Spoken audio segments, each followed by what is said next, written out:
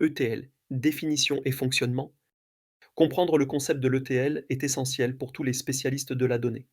Mais attention, le sujet vous concerne également si vous êtes marketeur, professionnel de la relation client, consultant CRM ou même en charge d'un centre de contact.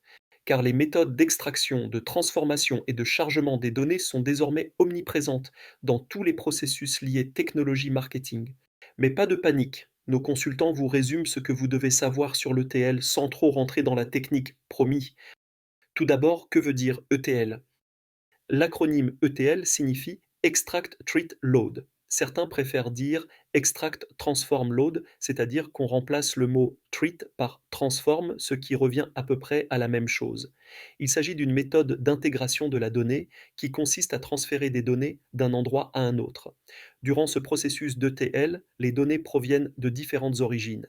Il faut donc les traiter et les combiner entre elles dans un grand référentiel central, souvent un data warehouse. De quelles données parle-t-on? Eh bien, elles peuvent être de tout type.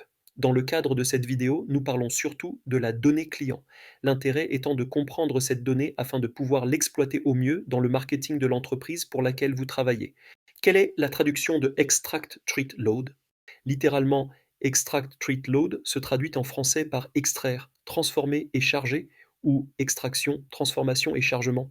Il s'agit ni plus ni moins que de la description de chaque action du processus d'ETL. Notez que l'ETL ne date pas d'hier. Au fur et à mesure que les bases de données gagnaient en popularité dans les années 1970, cette méthode a été introduite pour le calcul et l'analyse de la data. Elle est finalement devenue la principale méthode de traitement des données utilisées. Comment fonctionne un processus d'ETL? Ah, la partie technique de cette vidéo. Rassurez-vous, notre but n'est pas de faire de vous un expert de la data, mais plutôt de vous expliquer brièvement le fonctionnement du processus ETL et de vous montrer en quoi il est logique. L'extraction, la transformation et le chargement de données sont les trois actions dans l'ordre de ce processus. 1. Extract. L'extraction de données consiste à extraire des données issues de différentes sources, sous une forme homogène ou hétérogène d'ailleurs.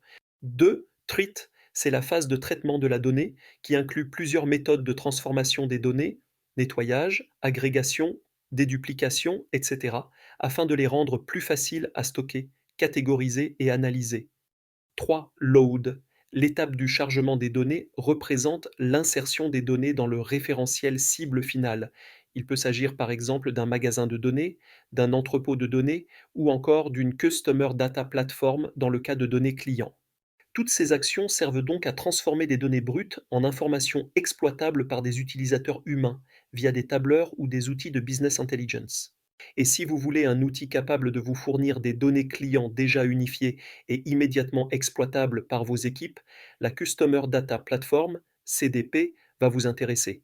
Chez CustUp, nous sommes spécialisés dans la data client et les outils de l'écosystème CRM et CDP. Contactez-nous si vous avez besoin d'aide sur ces sujets.